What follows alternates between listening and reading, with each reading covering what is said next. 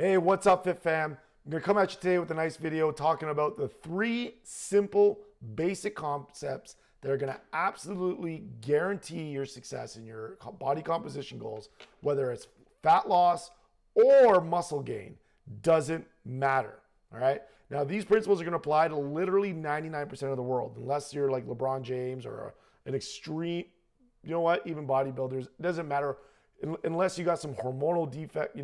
That's a lie too. It applies to almost everybody, literally 99% of people. And not only that, the best part about this is you could literally eat chips or ice cream or a Big Mac every single day. And literally, I'm not even kidding you. I ate a Big Mac every single day a couple years ago. If you were following me then, where I literally ate a Big Mac every day and lost 5% body fat and 12 pounds in just 30 days. Literally 30 Big Macs, and I lost all that weight. How? By using these 3 basic principles. So what are they? Well, 3 key concepts. Number 1, all diets are the exact same. That's right, I said it. So why is this important? Well, before I get into all this, I'm going to draw it out and show you exactly how all diets are the exact same. And it's so simple, your mind's going to be blown. So I went out for dinner with a bunch of other fellow entrepreneurs. Being entrepreneurs, all of us are at some level are a bunch of biohackers, hackers in general, and just really are looking for that quick, easy kind of fix, but also that kind of hack that's going to be done differently to find the results that nobody else can. There's one guy swore by keto. Another guy, absolutely vegan. Vegan was it. It was the only way. And by the time it came to me and I was the fittest guy at the table, I said, you guys are all bullshit. And I literally eat chips every single night. And I'm in better shape than all of you. And they didn't believe me. And so what we ended up doing is we went out to the garage where one of the guys had a whiteboard in a sick gym in his garage, probably the best, nicest garage gym I've ever seen. But what I did is I literally drew this out for them. Number 1, this is how all diets are the same. You have 3 basic macronutrients. You have proteins, carbs, and fats. So before I know you're going to say alcohol, but whatever. The 3 basic ones around your food are going to be protein, carbs, and fats. So specifically, keto. This is what this is. Keto is literally all it is removing carbohydrates. That's it. So we have our 3, if you're eating a normal balanced meal, which is the circle on the left here. Well, let me get my pen going here.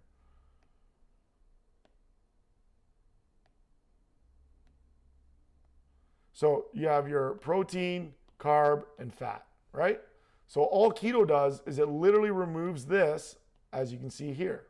Low fat, all it does is it removes this, as you can see here. Portion control.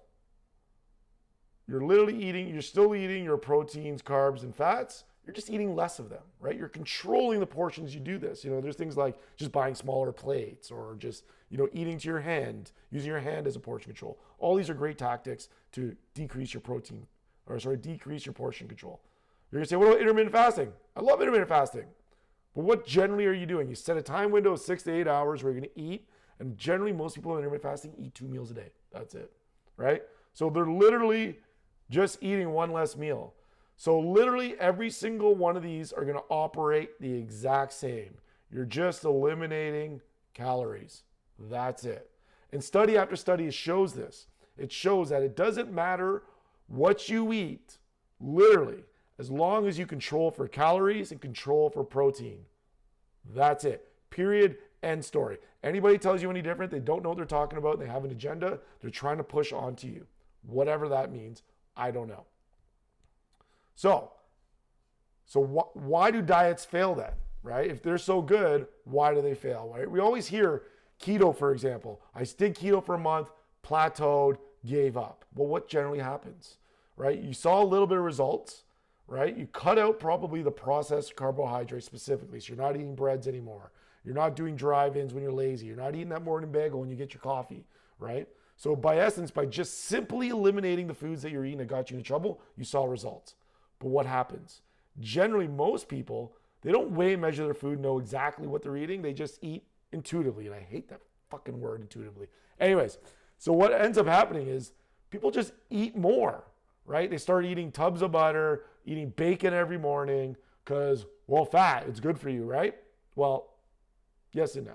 Not too much. Fat's good for you, just not too much, right? And literally this happens for everything, right? So, question is, how do we find results? Well, you can't go to where you want to go unless you know where you're starting from. And this is why I like to use this key little kind of diagram here. And you got two axes. You got a fat and you got a muscle. So you find out where you are. Are you high fat, low fat? Are you high muscle, low muscle? So I'll give you a quick example of two gentlemen that signed up to me about 15, 16 weeks ago. And their main goal was to put on muscle. They were both super skinny guys. I mean, they were sub 8% body fat and like 150 pounds soaking wet, both of them, right? So what they were was on this one, they were super low fat and they were super low muscle. So you've got skinny and you got skin and bones. I'd probably put them somewhere maybe right here. Now, both these guys wanted to pack on muscle. That was their only goal. Their big goal is they want to get jacked, right? So let's say jacked is right over here. It's high muscle. So all we're going to do is literally draw an arrow from where they're starting to where they're finishing. That's it. And you're like, great. Now what? Well, we got a second one that has two similar axes with different points. So you've got your increased calories or your calorie line, and then you got your volume line. Right? So volume is just talking about specifically your workouts, your sets, your reps, how many days a week. You do 3 days, 5 days, 7 days. Do you do double days? Do you do single days? There is a plethora. There's literally thousands and thousands of ways to approach this. And I've literally spent over 15 years and over $40,000 taking courses and certifications and learning all about this. And I'm not going to dive into it. Trust me, it's a deep dive you don't want to go into. So, but I will keep it simple. So those two gentlemen were here and they wanted to get up here. So what does that mean? That means you're going to follow your axes. So on this axis, they've got to do this. What does that mean? They've got to increase their calories. They got to eat more food than what they're currently at. Number two is this axis. This is the volume one. So they had to increase their volume of what they were doing. Thankfully, they weren't even working out. So we started them slow, started them at 3 days a week, and then we did a 6-week pump where they were doing double days, working out 5 days a week, and absolutely packed on 12 pounds of muscle in just 12 weeks. It was phenomenal, and they followed the plan. So without getting into volume, I'm going to show you how do you increase your calories or decrease your calories or whatever your goal is. I'm going to make it super simple, and you're going to be like, holy crap, Dan, there's no way it's that simple. The only two things that 99% of the population needs to know and understand is how many calories you're going to eat and how much protein are you going to eat. Simple, period, end of story. I don't care if you're eating vegan. I don't care if you're eating keto. You got to know how many calories you're going to eat and you got to get that protein. All right. So we're going to come to another diagram because clearly I love diagrams.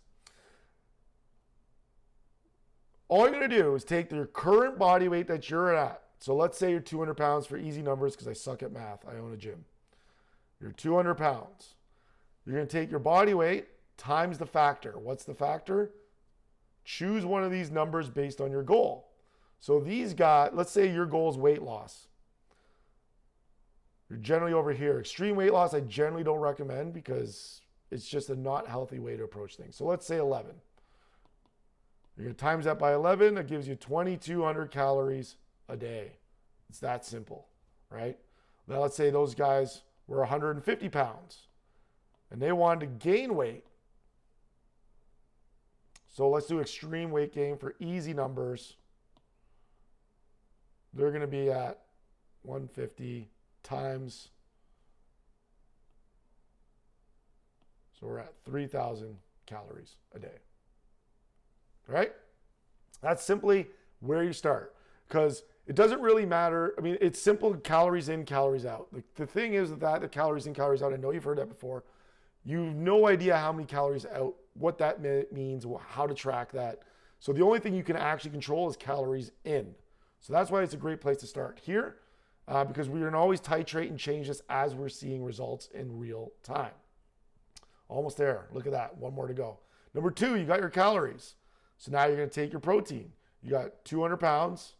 You're going to times it by 1. This is the equation. Body weight times 1 gram per pound. So you have a 200-pound person, then they need to do that 1 gram per pound. You do your cross out, you're left with grams, 200 grams a day. Simple. Now, putting it all together, what does this look like? What does this mean? Number one, you're going to calculate your calories like we already did. Your 200-pound man wants to moderate weight loss, 2,200 calories a day. A 150-pound woman wants the fat loss, 1,650 calories a day. Step two, calculate your protein. Super simple. Take your weight in pounds. Done. Now, almost there. We're not there yet. I'm going to show you how you can eat your cookies and cake and wine, alcohol, whatever it is your thing. I'm going to show you how to do that in a second. So you're going to calculate your calories from your protein. So you take this number that we just calculated here. You're going to pump it here. 200. Now, instead of, you're going to times that by 5 because we want to account for the fat that is in the protein. So if you eat ground beef, steak, chicken, there's always some fat, all right? So to account for that, we're going to times it by 5, okay? So that is left with 1,000 calories, or on the other one with a 150-pound person, 750 calories. So what you're going to do is subtract the protein, step 4, from the total amount of calories. So in the A example, you had 2,200 calories. Subtract 1,000 calories from your protein, and you're left with 1,200 calories. Or B, which is this 150-pound woman, 1,650 calories, minus her 750 calories from step 3, and left with 900 calories. Now you can literally fill this with whatever you want. And this is why it's important to weigh and measure your food, which is super simple now with apps like MyFitnessPal. So you can be literally 5 minutes of your day to weigh your food. It will absolutely allow you to literally eat whatever you want and not have to exclude things out of your diet, right? So two big concepts around weighing and measuring your food. What gets measured gets managed, right? So what that means is you cannot change anything that you are not measuring, right? If you think, or I feel like I'm not eating enough, or I feel like I should be losing weight, well, that's subjective. You need to be objective in how you approach things, all right? And number 2, I forgot what I was going to say. I was going on a rant. Anyways, so hope this helps. You can go back through this video, pause it, rewind it, whatever you want to do. If you have any questions, feel free to reach out, slide into my DMs, comment below, whatever you need to do. I'll be sure to help. Hope this helps.